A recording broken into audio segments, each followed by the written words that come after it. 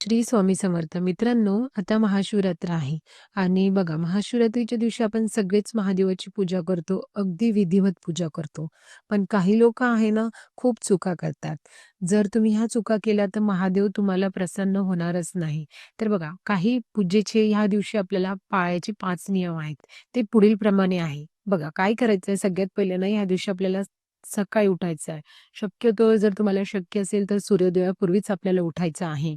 लहान मुलं किंवा वयस्कर व्यक्ती नाही, पण आपल्या माझ्यासारखे ठणठणीत व्यक्ती जे आहेत, त्यांनी या दिवशी सूर्योदयापूर्वी उठून शक्यतो अंघोळ करायची आहे आणि अंघोळीच्या पाण्यामध्ये बघा, एक जर तुमच्याकडे गंगाजल असेल तर ते टाकायचं आहे किंवा तुमच्याकडे जर काळे तीळ असतील ते टाकायचे आहे आणि गौमूत्र सुद्धा टाकलं ते पण चालणार आहे. गौमूत्र, काळे तीळ किंवा गंगाजल हे टाकून तुम्हाला अंघोळ करायची आहे. आणि ह्या दिवशी बघा तुम्हाला काळ्या रंगाचे वस्त्र अजिबात घालायचे नाहीये. काळ्या रंगाचे वस्त्र तुम्ही टाळायचे आहे आणि शक्यतोवर पांढरा रंग घालायचा आहे. इतर कुठलाही रंग चालेल. पांढरा असेल तर अतिशय शुभ, कारण की पांढरे वस्त्र ह्या दिवशी घातले तर ते अतिशय शुभ मानले जातात. त्यामुळे तुम्ही पांढरे वस्त्र अगदी घातले तरी जाते, पण काळे वस्त्र हे वर्ज्य आहे. आणि बघा यानंतर आपल्याला काय करायचं आहे, तांब्यामध्ये पाणी घेऊन सूर्याला आपल्याला द्यायचं आहे. जवळपास कुठे शिवमंदिर असेल तिथे जाऊन तुम्ही पूजा करा.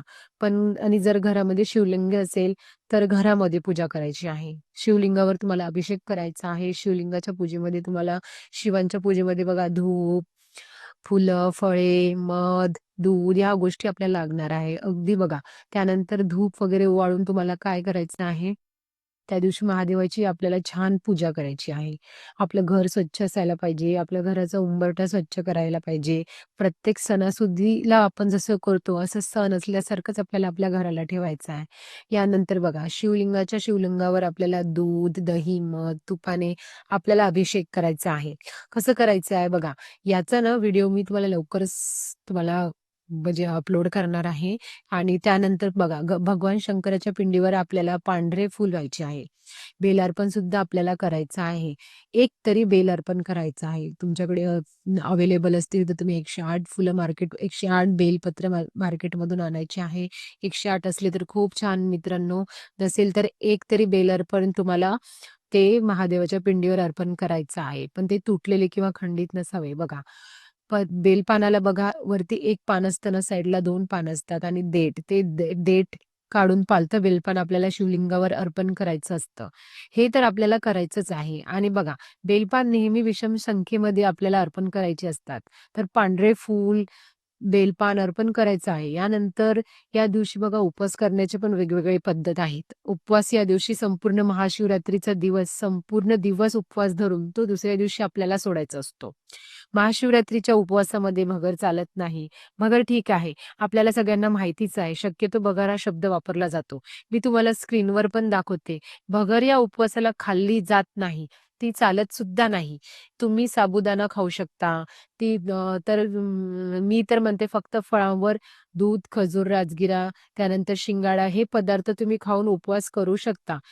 खजूर खाल्ले तरी चालते, पण भगर किंवा साबुदाणा शक्यतो तुम्ही टाळायचा आहे. फलाहार करा, तोच चालेल. इतर बघा तुम्ही मग ड्रायफ्रूट सुद्धा खाऊ शकता, पण भगर चालणार नाही, ठीक आहे? आणि उपवास हा तुम्हाला दुसऱ्या दिवशी सोडला जातो हे तर माहितीच आहे. तर असा अगदी सात्विक अन्न घेऊन हा उपवास सोडायचा आहे. उपवास सोडताना बघा तुम्हाला रुईचं स्वच्छ पान पुसून घ्यायचं आहे.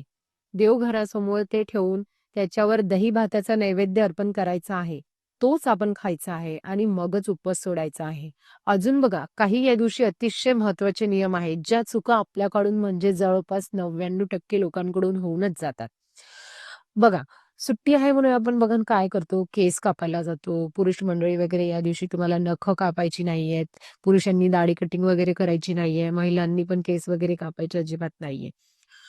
या दिवशी आपल्याला मांसाहार सुद्धा करायचं नाही. आता आपण देवाला सगळेजण देवभक्त असल्यामुळे तर मला 100% कोणी मांसाहार सुद्धा करणार नाही.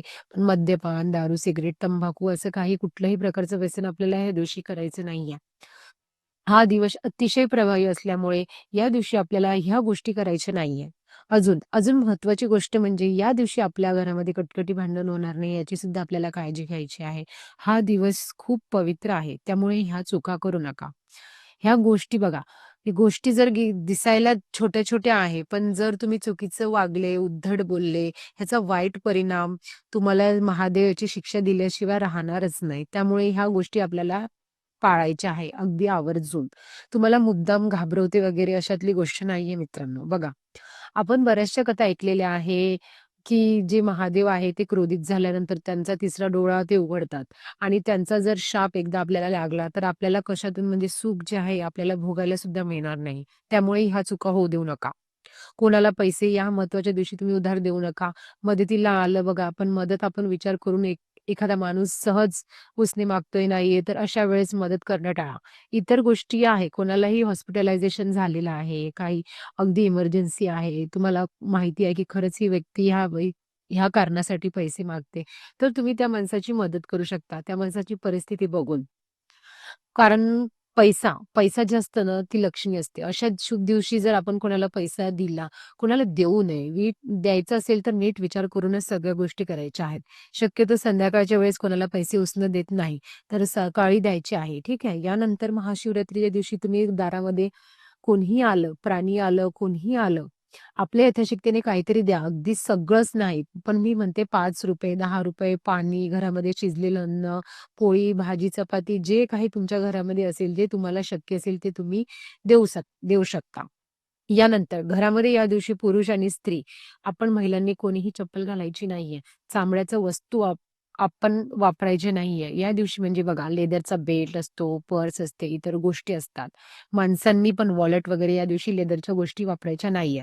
चामड्याच्या वस्तू माहितीये तुम्हाला या जनावरांच्या कातडीपासून बनवल्या जातात आणि चामडा ही पूजेमध्ये वापरला जात नाही. महादेवांची पण जी पण पूजा करतोय, मंदिरात जाताय, चामड्याच्या वस्तू घालून मंदिरामध्ये जाऊ नका. स्त्रियांनी पण हा नियम पाळायचा आहे. बघा आपण प्रत्येक स्त्री पर्स वगैरे घेते, तर ती पर्स लेदरची नसायला पाहिजे. ती घेऊन आपल्याला मंदिरामध्ये अजिबात जायचं नाहीये. सेवा करताना या दिवशी स्त्रियांनी बघा साडी, कुंकू, बांगड्या, सवाष्णाचे जे अलंकार आहे ते शक्यतो आपल्याला घालायचे आहे. महादेवाची पूजा करताना डोक्यावर ओढणी घ्या, साडी घातली असेल तर पदर घ्यायचा आहे. ठीक आहे. ह्या छोट्या-छोट्या गोष्टी तुम्हाला सगळ्या लेडीजला माहीतच असते आणि किती चुका आपल्याकडून होऊन जातात. म्हणायला गेल्या तर गोष्टी छोट्या असतात, पण आपल्याला वाईट परिणाम भोगावा लागतो. यानंतर दुसरी गोष्ट म्हणजे तामसी अन्न. या दिवशी खायचं नाहीये, धूम्रपान करायचं नाहीये. महादेवाच्या पूजेमध्ये बेलपत्र, धोतरा, फुले, अक्षता, पांढऱ्या अक्षता ठीक आहे. पांढरे त्यानंतर पिवळे चंदन, भस्म मी जे सांगितलं आहे गंगाजल, कापूर, गाईचे दूध, गरम वस्तू महादेवाच्या ह्याच्यावर आपल्याला अर्पण ह्याच्यावर आपल्याला अर्पण करायचं नाहीये. दूध हे कच्चं असलं पाहिजे. म्हणजे न तापवलेलं थंड दूध अर्पण करायचं असं नाही. उसाचा रस, थंड पण अर्पण करायचा आहे. मध्य अर्पण करायचीच आहे. शमीची पानं जी असतात ना, जर तुम्हाला शमीची पानं जर मिळाली, तर ती पानं सुद्धा तुम्ही अर्पण करू शकता. ह्या गोष्टी आपल्याला अर्पण करायच्या आहे. बघा महादेवाच्या शिवलिंगावर कधी पण तुळशीचे पान अर्पण करू नका. हळद-कुंकू अर्पण करू नका. लक्षात ठेवा तुळशी आणि हळद-कुंकू आपल्याला अर्पण करायचं नाहीये. यासोबतच चाफ्याचं फूल पण आपल्याला अर्पण करायचं नाहीये. महादेवाच्या पूजेसाठी जे काही आपण वस्तू वापरतो, त्या प्लास्टिकच्या वस्तू त्यामध्ये वापरायच्या नाहीयेत. प्लास्टिकचे भांडे वापरायचे नाहीये. नंतर अजून महत्त्वाची गोष्ट म्हणजे महादेवाच्या मंदिरात जर तुम्ही गेला, तर तिथे अर्धीच प्रदक्षिणा आपल्याला घालायची असते. पूर्ण प्रदक्षिणा महादेवाच्या शिवलिंगाला कधीच शक्यतो घालत नाही. अर्धी प्रदक्षिणा तिथे तुम्हाला घालायची असते. डावीकडून असेल किंवा उजवीकडून जागा असेल, पण अर्धीच प्रदक्षिणा घालायची असते. या दिवशी खूप गर्दी असते.